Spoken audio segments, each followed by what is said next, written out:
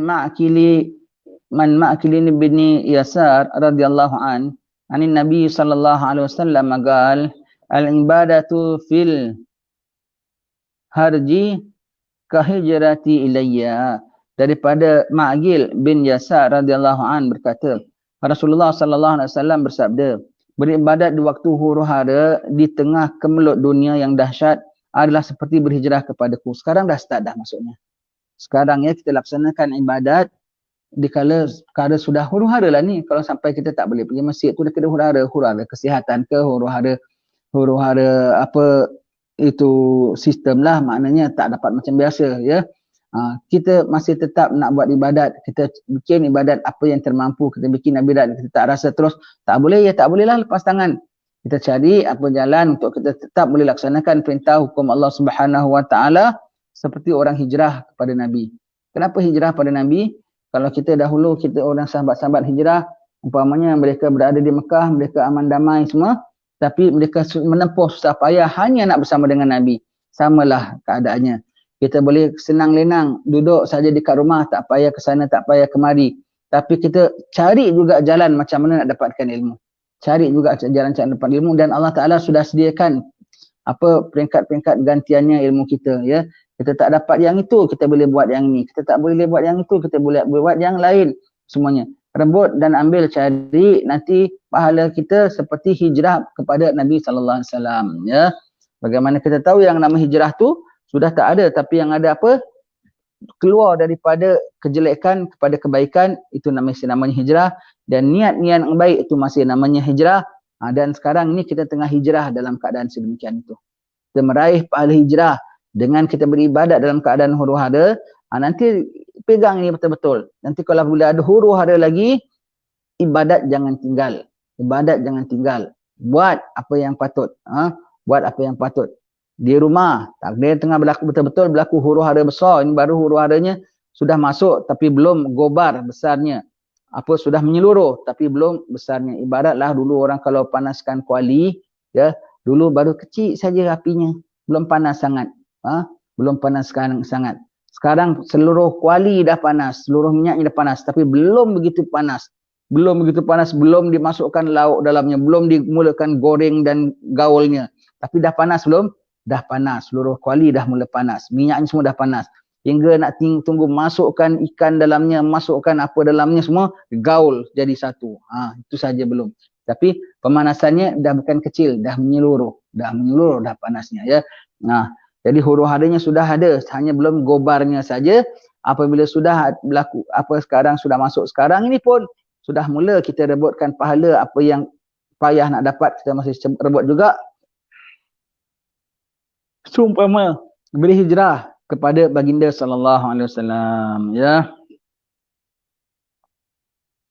Keterangan, orang yang mampu beribadat dan menunaikan kewajipan agamanya di masa yang penuh dengan huru-hara dan gangguan dari segenap penjuru dan dapat mengingat Allah Ta'ala di waktu orang lain lupa dan disibukkan dengan urusan-urusan yang melalaikan, maka mereka akan diberikan pahala seperti pahala hijrah yang telah dilakukan oleh kaum muhajirin di zaman Rasulullah sallallahu alaihi wasallam. Baik mampu ibadat dan menunaikan kewajipan agamanya ya. Ibadat of course sudah tentu fardu dan yang lainnya ya. Apa? Ketika huru-hara dan gangguan dari segenap penjuru ya. Huru-hara dan gangguan dari segenap penjuru. Gangguan, macam-macam gangguan.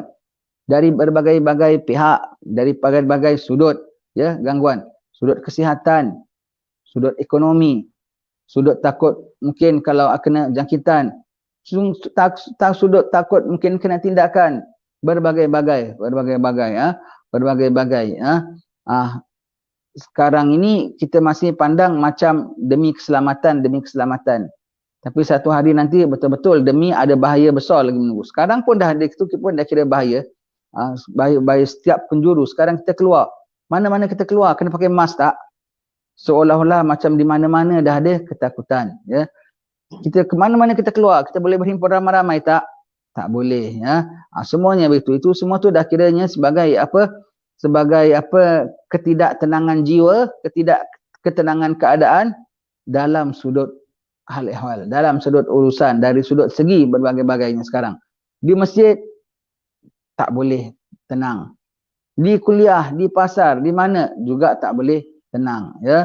Nah, tapi nasib baiklah, rasa-rasanya masih ada jugalah tempat yang kita boleh rasa tenang, iaitu pusat beli belah.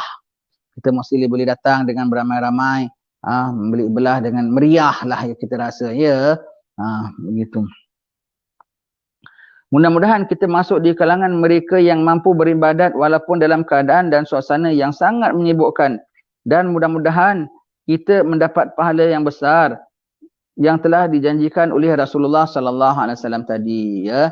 Ibadat pada waktu ketika kita terhalang untuk ibadat, terhalang dengan berbagai-bagai keterhalangan. Apa keterhalangannya? Terhalangan kita kalau sekarang lah ni sekarang. Apa keterhalangannya? Mungkin takut kuman. Mungkin takut orang tak selesa dengan kita. Mungkin takut apa ditindak oleh pihak berwajib, semua tu. Lagi apa keterhalangannya? Nafsu kita, yang kalau kita tidak pergi belajar ilmu, kita tak tuntut ilmu, nafsu kita to substitute our religious activity, cukup tak payah keluar, dalam rumah pun boleh macam-macam. Kalau buka internet, kalau boleh dapat hiburan pagi sampai ke malam, kau boleh dapat hiburan pagi sampai ke malam. Kau boleh dapat keseronokan pagi sampai ke malam. Pagi sampai ke malam pulaknya. Pagi sampai ke malam, malam sampai ke pagi. Pun boleh juga. Pun boleh juga. Itu semua tu masuk dalam huru-hara. Huru-hara keimanan. Huru-hara apa ketaatan. Huru-hara dari kemaksiatan. Tetapi kalau kita dapat apa atasi, tak sampai langgar perintah pihak berwajib. Dapat atasi, tak sampai takut kalau umpamanya kena jangkit. Takut umpamanya jaga jangan sampai kita mengganggu orang lain umpamanya. Dan lagi satu yang mana internal punya. Jangan sampai kita dipengaruhi, diblocking oleh segala nafsu kita sendiri, maksiat kita sendiri, ya. Itu huru-hara paling besar sekali dalam diri kita. Kita dapat menghindarkan itu semua, yang internal ini yang paling jahat sekali, maka pahalanya seperti hijrah. Macam sahabat-sahabat hijrah lah. Dia tinggalkan dia punya own personal interest. Hanya untuk berada kepada Nabi SAW. Kita sekarang kita tinggalkan segala kita punya personal interest hanya untuk menjunjung ajaran Nabi SAW. Maka sepertilah berhijrah juga, ya. Jadi ujiannya tu datang akhir zaman ni bukan daripada luaran saja, ya. Nombor satu dari dalaman sendiri. Internal desire. Your own personal desire. Kemudian daripada luar-luarnya tu bermacam-macam sudut semua itu. Dapat tenang, dapat setiput, dapat atasi, dapat hindarkan segala-segala gangguan, maka dapatnya seperti hijrah dengan Nabi SAW. Sekarang aja ujian sekarang ni saja ujian dah mula melanda. Sekarang ini juga ibadat dah mula susah. Sekarang ini juga berapa ramai di antara kawan-kawan kita dapat pahala hijrah hari-hari. Ramai. Jangan kita terlepas. Jangan tunggu nanti nak tunggu sampai apa orang dah perang bawa parang, orang dah bawa bom dentum sini-sini. Sekarang sudah mula. Sekarang ini saja ada orang dah makin hanyut. Sekarang ini juga ada orang dah makin karam. Sekarang ini juga ada orang sudah dalam kelam. Sekarang ini juga yang ada orang tak sudah-sudah asyik jengkel, asyik geram. Sekarang juga orang kehidupannya tak rasa manis, bahkan rasanya macam garam. Tetapi sekarang juga masih ada juga orang-orang yang muhtaram. Sekarang masih ada juga orang-orang yang kiram. Maka sekarang juga ada kawan-kawan kita yang dapat pahala yang dijanjikan oleh Nabi kita Muhammad sallallahu alaihi wasallam. Dan dalam macam-macam suasana begini, masih terus ibadat, tak rasa takut, tak rasa seram. Maka hidupnya masih tetap ceria, tak rasa suram. Begitulah mereka, ya. Dengan rahmat Allah Ta'ala, setiap hari mereka dicucuri, mereka disiram. Inilah hamba-hamba Allah Subhanahu Wa Ta'ala, ya. Jadi setiap hari kawan-kawan kita ada yang dapat pahala hijrah, pahala hijrah. Sekarang ini, ya. Mudah-mudahanlah segala usaha yang dilakukan oleh pihak Ustaz Abu Bakar dengan sahabat-sahabat di sana menjadi satu yang disebutkan di sini. Ketika orang tak boleh keluar, kita ambil inisiatif bikin kuliah internet ini. Allah pahala besarnya. Mudah-mudahanlah dengan adanya kuliah kita pagi ini, kita pun juga boleh tumpang keberkahan kawan-kawan kita yang adakan kuliah ini supaya kita juga dapat seperti orang yang hijrah pada baginda sallallahu alaihi wasallam. Amin. Maka sekarang pada tempoh waktu begini, kalau kita nampak orang ada orang yang sanggup melakukan ibadat, sanggup melakukan ketaatan, bahkan ada yang sanggup menambahkan dia punya ujian dengan diperkomplainkan, dengan dicarikan silapnya, dengan dicarikan salahnya. Kita jadilah orang yang apa? Jangan jadi orang yang khamisan, yang kelima. Mengenti pulaknya. Dah kita tak jadi di sini Nabi cakap orang yang buat amalan pahalanya besar, yang tak buat amalan ruginya pun tetap besar, apatah lagi yang mengganggu orang buat amalan, maka dosanya adalah lagi besar lagi. Kau bayangkan kalau orang buat amalan ketika huru-hara pahalanya begitu besar, yang tak buat amalan bahayanya begitu besar, ruginya pun begitu besar. Apatah lagi mengganggu orang buat amalan dan ibadat yang sedaya apa saja yang mereka cuba nak buat. Tapi kalau ada yang nak mengganggu, yang nak menghalang, maka jangan kau tak sangka bahawasanya dosa dan celanya juga sangat besar, ya. Jadi Nabi cakap kita kena faham, ya. Kita kena faham. Baik. Hadis yang berikutnya. Hadis yang ke-30. Peperangan di sekitar Sungai Furat, Iraq. Kerana merebut kekayaan, ya, kerana merebut kekayaan. Baik. An Abi Hurairah radhiyallahu an qala Rasulullah sallallahu alaihi wasallam la taqumu as-sa'ah hatta yahsira al-furatu an jabalin min dhahab yuqtatalu alaihi fayuqtalu min kulli mi'atin tis'atun wa tis'una fayaqulu kullu rajulin minhum la'alla an akuna ana anju wa fi riwayatin yushiku an yahsira al-furat an kanzin min dhahab faman hadarahu fala ya'khudh minhu syai'a. Allah akan keluar kekayaan daripada Sungai Furat dan kau jangan ambil kekayaan itu. Ingat tengok ya. Kan akhir zaman bilang emas keluar banyak apa semua. Bukan untuk ambil tau. Yang ada orang dah cega tau. Wah, nanti akhir zaman emas akan keluar banyak. Nanti kita akan mewah. Nanti apa harta raja-raja silam zaman dahulu akan zahir yang dah tersimpan dalam pulau-pulau mana semua. Akan zahir semula. Jangan ambil. Bahkan jangan ambil. Bukan makin ambil ya. Jangan ambil. Ya, ada orang dah rasa tahu dia kan nanti zaman Mahdi tak mewah lah. Mahdi tak akan rebut harta lah. Mahdi orangnya zuhud, Mahdi orangnya tak cinta dunia. Kau jangan ingatkan Mahdi nanti datang bawa kekayaan, maka orang Islam pun ada kekayaan itu di sini mewah. Tidak, bahkan ujian lagi ada, ya. Ujian lagi ada. Bahkan kalau kau betul-betul nampak kekayaannya, jangan ambil. Kata Rasulullah bilang, tak ubah macam Talut pergi perang, maka dipesankannya kepada sekalian bala tenteranya diuji dengan air sungai saja. Mereka nak pergi perang dengan haus, ada air sungai yang banyak, tak boleh minum. Kecuali hanya berapa teguk saja minum, cukup. Tapi berapa yang minum, semua yang minum. Yang tak minum hanya 313. Tapi dia menang lantaran banyak orang ke sikit orang? Sikit orang itu menang. Yang banyak tu yang kalah. Belum pergi perang dah kalah. Nanti apabila emas keluar banyak, harta keluar banyak, sekarang saja dah ada emas banyak, iaitu minyak. Ya. Yang tak ambil, masih sejahtera. Yang ambil, dah keduniaan, dah kemewahan.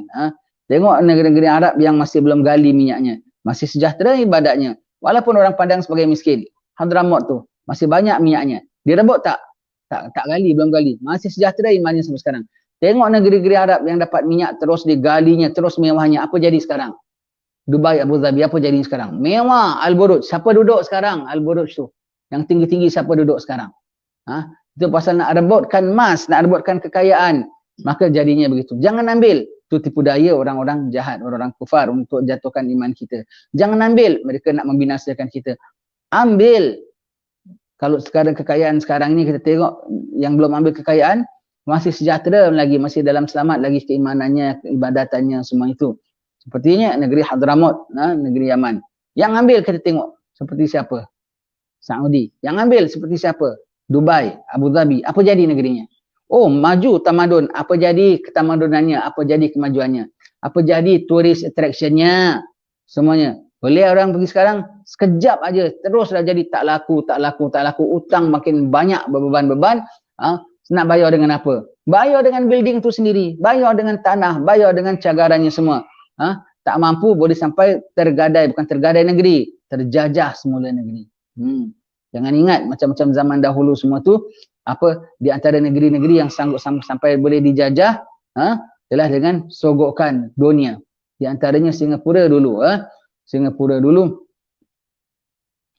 diberi sogok oleh British akan pemerintahannya dahulu, maka serahkan saja Singapura. Tak boleh terbayar hutang, dia kasih kemewahan, kasih apa semua, maka tak boleh nak terbayar, tak boleh nak dapat, bayar dengan negeri, sign bagikan negeri. Negeri diberikan. Okeylah, kau lepaskan pentadbiran, kau berikan kepada musuh. Tetapi yang susah siapa? Yang di bawah engkau semua juga akan susah. Selamatkah sekawan rusa diserahkan kepada serigala dan harimau yang dalam kelaparan? Habis semua kucar kacir.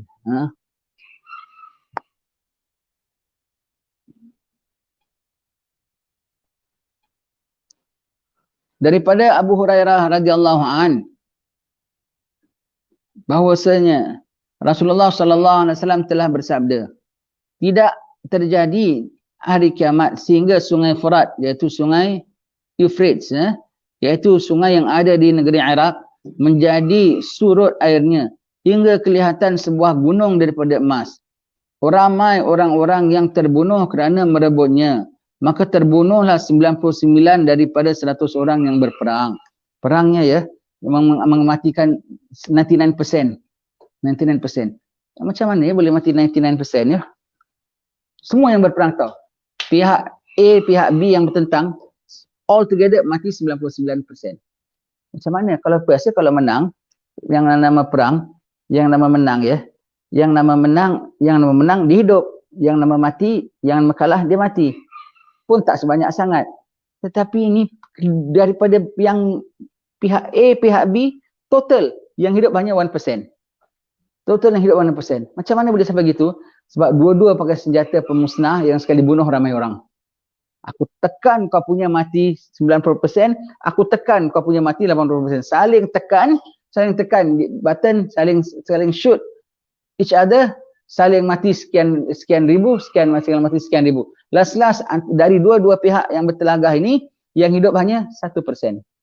Yang hidup hanya 1% sahaja yang hidup. Yang hidup 1% saja. Jadi bermakna dua-dua pihak rugi tak? Dua-dua pihak dah rugi. Itu pun masih termahak. Yang 1% ini akan mengatakan, aku yang menang, aku yang berjaya. Padahal dia tak sedar lagi 99% semuanya dah mati. Dia saja seorang dah boleh dikira menang ke? Tak menang. Apa dia mengatakan? Ramai yang telah terbunuh kerana merebutnya, maka terbunuhlah 99 dari 100 orang yang berperang. Dan masing-masing yang terlibat berkata, mudah-mudahan akulah yang terselamat itu. Setiap yang ada perang, aku selamat. Kita jatuhkan musuh, aku selamat. Dia musuh mati, dengan dia pun mati. Yang hidup hanya 1% saja. Dalam riwayat lain disebutkan, sudah dekat suatu masa di mana Sungai Furat akan menjadi surut airnya, lalu kelihatan perbendaharaan dari emas. Maka siapa saja yang hadir di situ, janganlah mengambil sesuatu daripada harta itu. Tak ubah seperti zaman Talut ya.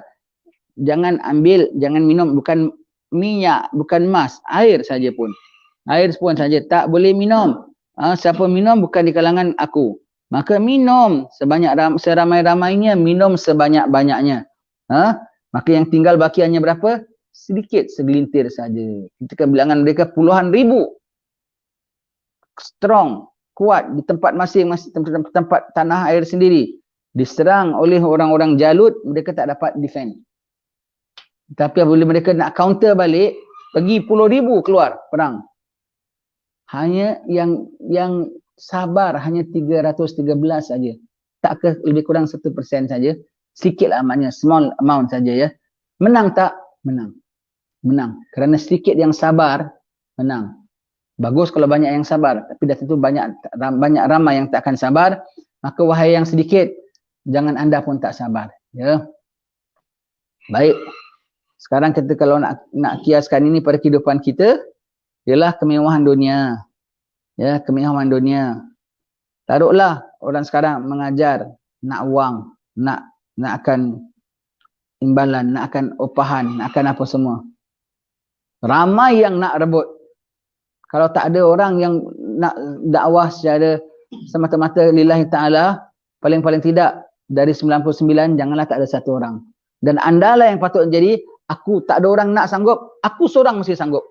Untuk nak betul-betul lillahi ta'ala, tidak dikomersialkan akan hal ehwal ilmu agama Allah Ta'ala ini. Ya. Mesti. Lain orang semua nak rebut. Jangan kata emas keluar daripada sungai Furat. Duit envelope keluar daripada AJK itu pun nak direbut lah oleh setengah-setengah ustaz. Jangan direbut. Hatta itu pun jangan kau rebut. Hatta itu pun jangan kau rebut. Ya. Baik.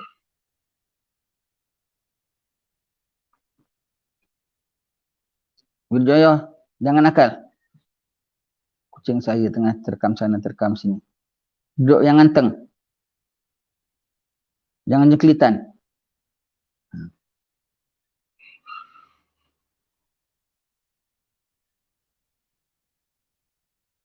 Keterangan hadis ini jelas sekali menerangkan kepada kita bahawa di negara Arab dan sekitarnya akan berkobar peperangan yang disebabkan merebut kekayaan yang ada di sana.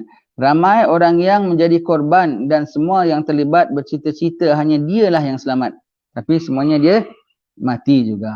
Ya, begitu ya. Jangan rebut ya. Kalau di sana ada, di sini pun ada. Walaupun di sini tak berbentuk sungai, tak berbentuk emas, tapi berbentuk kemewahan yang mengalir. Berbentuk kewangan yang terbit macam emas. Jangan rebut. Yang tak rebut tu yang selamat. Ya, yang tak rebut itu yang selamat. Baik, tidak ada imam untuk bersalat jemaah. Takut ini sekarang. Tak ada imam untuk salat jemaah tau. Sekarang kita dah makin nampak betul tau. Kenapa tak ada imam untuk salat jemaah? Tak ada jemaah. Kalau tak ada jemaah macam mana nak jadi imam? Macam mana nak ada imam? Tak ada jemaah dah sampai ya. Dan tak ada imam nak salat jemaah. Tapi aku tengok semua masjid masih ada imam kok. Masjid sana masih ada imam, surau sini masih ada imam. Umpamanya. Nak real imam lah. Nak real imam. Kalau Nabi dah bilang susah nak cari imam, susah nak cari imam lah tu. Ada imam. Pulan-pulan pas sekian. Bacaannya sekian. Bagusnya sekian. Iyakah? Betul imam kah? Kalau ikut betul-betulnya persyaratan, tak imam tu. Tak imam. Dan nak cari imam yang tulen-tulen susah. Maka jadilah terpaksa makmum-makmum yang ramai-ramai ni, makmum yang minat ke, makmum yang tak minat ke, terpaksalah berimam juga dengan orang-orang yang macam gini. Yang ada tak minat aku orang ini jadi imam. Tak elok. Tapi nak cari orang yang betul-betul memuaskan, bukan memuaskan hati ya, memuaskan syarak kita, dapatkah? Maka tak ada rotan, akar pun jadilah. Tak ada the real imam yang kayak gini pun jadilah. Sekarang dah masuk belum waktunya? Kita jangankan susah nak cari orang imam sembahyang, kita jangankan sana tak ada imam, sini tak ada imam. Masih ada. Sekarang kata imam tak ada, makmum pun tak ada sekarang. Kalau tak ada makmum macam mana nak bilang imam? Dan sekarang kalau ada umpamanya taruh masih ada imam di sana di masjid, adakah segala imam-imam tu betul-betul layak punya imam, patut punya imam? Susah mau cakap. Hatta Masjidil Haram sekalipun. Hatta Masjid Nabawi sekalipun. Imamkah tu yang tampil? Difficult to say. They are real imams. Baca saja macam bagus. Takwa tak ada pada Allah Ta'ala. Depan Kaabah boleh tak takut pada Allah Ta'ala. Depan Kaabah boleh bermain-main hatinya ketika menghadap Allah Ta'ala. Bukan imam. Bukan imam. Tak naik sejengkal pun pahalanya atas kepala. Kerana sembahyang tak diperkenan oleh makmumnya. Ya. An Salamata bintil Hudri radhiyallahu anha qalat sami'tu Nabiy sallallahu alaihi wasallam yaqul ya'ti 'alan nasi zamanun yagumuna sa'atan la yajiduna imaman yusalli bihim. Allah dah sampai waktunya ya. Sebelum kita tengok itu ya, daripada Salamah binti Al-Hur radhiyallahu anha berkata, aku mendengar Rasulullah sallallahu alaihi wasallam bersabda, tengok ya. Kalau kita baca hadis Aisyah sekalipun, hadis sahabat-sahabat yang lain, kita kan bilang kalau dengar Nabi cakap sallallahu alaihi wasallam, itu semua dari praktiskan oleh sahabat. Aisyah pun setelah berkata Rasulullah, tak berkata Abang Muhammad, kan suami dia. Kalau kita kan berkata Pak Long kau, berkata apa arwahnya. Kalau kita kan sahabat-sahabat isteri Nabi sekalipun, mereka menyebut Nabi dengan gelaran yang layak bagi Nabi. Kata Rasulullah sallallahu alaihi wasallam, Siti Aisyah pun cakap Rasulullah sallallahu alaihi wasallamnya tak tinggal. Semua tu kita tengok ini sahabat-sahabat ini, perempuannya Salamah bintil Hur pun adalah sami'atun Nabi sallallahu alaihi wasallam. Mereka tak tinggal asal sebut Nabi, mesti ada sallallahu alaihi wasallamnya, ya.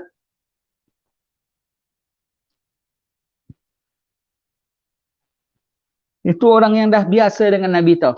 Orang yang dah ngadap dengan Nabi, orang yang boleh berbual dengan Nabi, tetap panggil Nabi dengan ya Rasulullah sallallahu alaihi wasallam. Sebut qala Rasulullah sallallahu alaihi wasallam. Kita Nabi, mereka tu kiranya sahabat Nabi, kawan Nabi, sekampung dengan Nabi, sekeluarga dengan Nabi, tak panggil Nabi begitu. Kecuali Rasulullah, Nabiullah, dan tak tinggal sallallahu alaihi wasallamnya.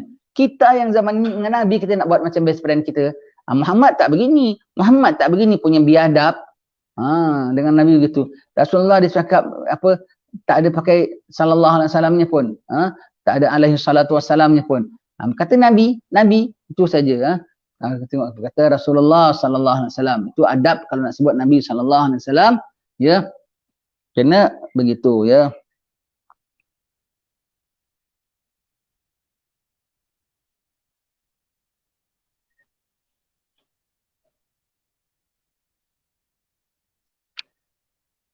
Daripada Salamah bintil Hur radhiyallahu anha berkata, aku mendengar Rasulullah sallallahu alaihi wasallam bersabda, akan datang satu zaman di mana pada waktu itu orang ramai berdiri tegak beberapa lama kerana mereka tidak mendapatkan orang yang layak menjadi imam untuk salat mereka. Dah sampai sekarang. Diri tegak tapi tak dapat imam. Difficult to say that those yang tampil sekarang ini pun boleh disebut sebagai imam. Pakaiannya, nombor satu pakaian akhlaknya, tak macam akhlak imam. Ilmunya, tak payah kau cakap lagi. Pakaiannya, mungkin masih style dengan alfiahnya, dengan jubahnya, masih. Syariatnya, langsung tidak sembahyang, tak bersutra. Sembahyang, apa, antara imam dengan makmum, kan main punya jauh. Ini kita sebut kalau zaman tak PKP lah. Dia antara saf dengan saf, tak lebih daripada 3 hasta. Antara imam dan saf awal pun tak lebih 3 hasta. Berapa banyak imam yang lebih 5 hasta? Pakai sejadah sebesar-besarnya. Lagi kalau masjidnya besar. Kecil sejadah imam kat tengah-tengah. Tumit dia dengan tumit saf pertama, 5 hasta kadang-kadang. 6 hasta pun ada. Imam ke tu? Kalau real imam, not more than 3 hasta. Positionnya saja menunjukkan bukanlah memenuhi tuntutan sebagai seorang imam. Ya? Baik. Jadi nak sebut imam, pakaiannya imam, bacaannya macam imam, stylenya macam imam. Tetapi hakikatnya boleh buat orang demam. Kita tak boleh cakap kerana sudah gumam. Maka segala geram dalam hati tak boleh di luar. Hanya di kemam. Allah. Itu kelantaran engkau wahai yang bergelar imam.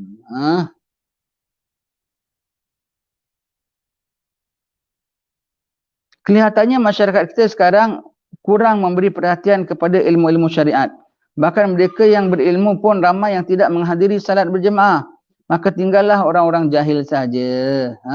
Tinggallah orang-orang jahil saja. Masuk imam dengan makmumnya semuanya pada wae. Sami mawon. Tidak berkelayakan. Apabila keadaan ini berkepanjangan, pasti pada suatu nanti dah sampai pun. Akan sampai juga kepada keadaan yang telah dinyatakan oleh Rasulullah sallallahu alaihi wasallam, ya. Jadi Nabi cakap ini kita kena tengok betul tak betulnya, zahir tak zahirnya, ya. Dan sekarang nampak zahir tak zahirnya, kau kena tengok, bukan kau ingatkan orang dah nak diri pasal mana imam, bukan begitu, ya. Kadang-kadang dah diri tapi not as an imam. Not real true imam, ya. Baik. Ulama tak dipedulikan. Betul. Dulu pernah satu masa orang apa-apa semua rujuk ulama. Minta tarikh pun minta daripada ulama. Nak nak bikin bendera negeri pun rujuk sama ulama setengah tempat. Seperti Indonesia tu bikin benderanya merah putihnya, dan di antara Pancasilanya yang turut susun siapa? Habib Salim bin Jindan. Yainya Habib Jindan sekarang, ya. Dia yang apa nasihat sama presiden, apa yang patut, apa yang begini semua, kalau merdeka bagaimana, apa semua. Semua. Jadi satu masa ulama dirujuk serba-serbi. Tiba masa ulama tak dirujuk. Tiba masa ulama tak dirujuk, tapi kalau ulama tegur, mereka terima. Sampai satu masa ulama bukan tak dirujuk. Bukan dia mereka tak rujuk ulama. Ulama kalau tegur nasihat pun mereka tak terima. Tadi tak rujuk, tapi kalau nasihat mereka terima. Ini dia tak rujuk, ulama nasihat pun tak terima. Sampai satu masa, aku tak tahu dah sampai ke belum, ya.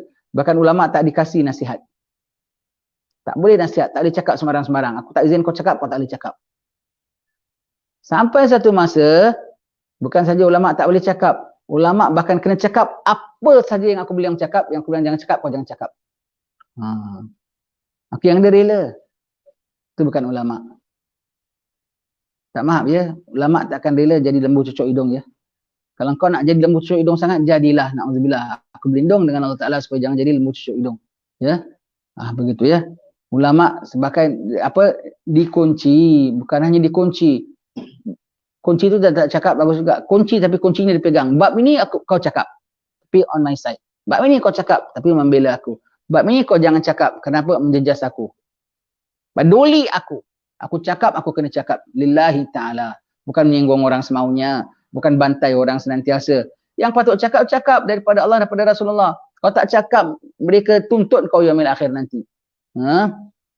Baik, ulama tak dipedulikan.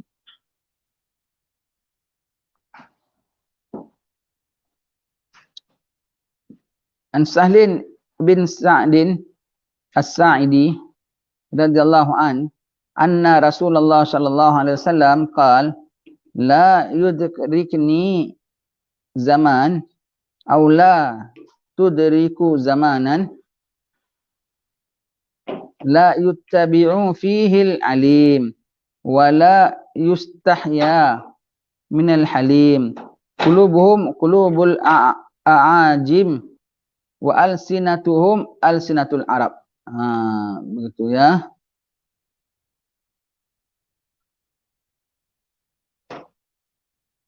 Dia nak keluar.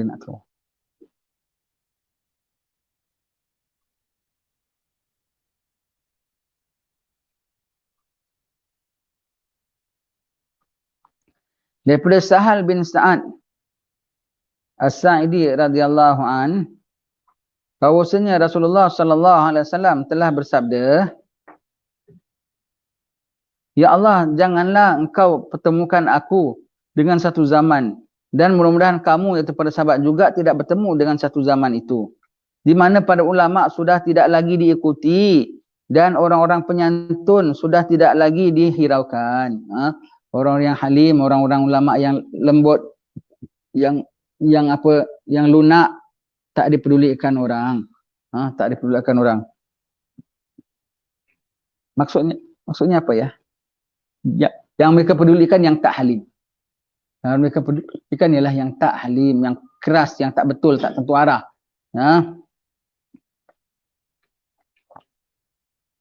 Hati mereka seperti hati orang ajam. Orang ajam is non-Arab. Kenapa dulu yang Islam kebanyakan hanya Arab saja, ya, sahabat. Senang cakap sini, ajam ialah apa? Non-Muslim. Hati mereka seperti hati non-Muslim. Namun lidah mereka seperti orang Arab, fasihnya. Hati lidah mereka seperti orang Arab. Senang cakaplah. Lidahnya macam ustaz-ustaz. Pas Mesir, pas Jordan, amboi, macam Arab tak? Tapi akhlak dan tingkah lakunya macam Cina, macam keling pun sama juga. Begitu, ya.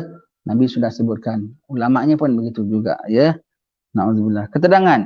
Mungkin zaman sekarang sudah mendekati keadaan yang telah digambarkan oleh Rasulullah sallallahu alaihi wasallam ini. Masyarakat sudah agak jauh daripada ulama Mereka takut mendekati ulama kerana khawatir perbuatan mereka akan ditegur. Yang ada kalau gitu ya baik. Kita dekati juga biar orang nampak kita macam baik. Tapi ulamanya jangan kasih cakap benda-benda yang kita tak suka. Begitu ya. Orang tidak malu lagi melakukan maksiat walaupun di hadapan orang tinggi peribadinya. Betul tak? Orang-orang yang dugal ini yang berani cakap. Orang-orang alim tak diumpamakan cakap. Terkadang seperti disengajakan maksiat itu dibuat di hadapan para ulama untuk menyatakan rasa ego dan sekaligus untuk menyinggung perasaan mereka. We also got the right. We also got authority. We also got our rights to say. Human rights, woman rights. Ulama tak payah cakap. Kita cakap. Hati-hati sekarang AJK masjid. Kadang-kadang dia pasal dah duduk sama dengan ustaz-ustaz satu meja. Dia rasa dia boleh bidas itu ustaz. Dia rasa dia boleh sangkal itu ustaz. Tak boleh. Kau cakap mungkin dasar ilmu-mu. Tapi kalau yang nama ustaz cakap biasa dasar apa? Dasar ilmu agama dia. Kalau satu syur, satu cadang keluar pada satu ustaz, you cannot just tolak. Paling-paling tidak tanya dulu. Ustaz, yang ustaz keluarkan dia lah. Ustaz, yang ustaz cakap ni, apa ada berkenaan dengan hukum ke? Ada arahan daripada Rasulullah ke? Ustaz tolong jelaskan kepada kami. Umpamanya lah hal ehwal nak bikin masjid punya hal ehwal lah, nak repair masjid ke, nak repair lampu ke apa. Ustaz cakap, saya cadangkan cuba begini. Tanya, kadang mungkin dia ada dengar daripada tuan guru dia. Mungkin dia ada dengar daripada ulama. Mungkin dia ada terbaca hadis. Maka kita tanya, Ustaz, yang Ustaz cakap ni adakah berhubung kait dengan perkara syarak? Memang ada dengar Kiai Fulan ada menyebut begini. Memang perkaranya ada hadis ada menyentuh begini. Allah. Tapi kalau bilang, tu tak ada, itu saya punya buah fikiran lah. Saya punya ada, begini Ustaz, maaf dia, caranya begini, elektrik begini, patut pilingnya begini, patut tiangnya begini. Itu dalam bidang dia. Tapi kalau Ustaznya cakap, sebelum disangkal dulu, ditanya dulu. Bilang, ada hadis mengatakan begini. Okey, kita kena akur. Tapi sekarang semua disyatkan. You listen to me, not I listen to you. Allah. Semuanya begitu ya.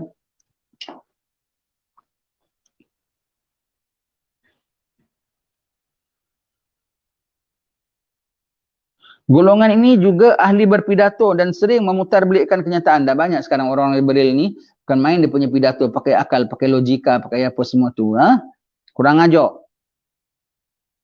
Pembicaraan mereka begitu halus dan memikat hati orang lain. Allah. Sebut demi syarak lagi, sebut demi hukum lagi. Konon-konon dia pintar segala hadis dan itu semua untuk nak bidah salim ulama'. Padahal hati mereka adalah seperti hati harimau yang siap untuk menerkam dan memangsa segala musuhnya. Ya, na'udzubillah. Macam ulama konon, tetapi sebetulnya bukan ulama lagi. Wallahu alam bisawab.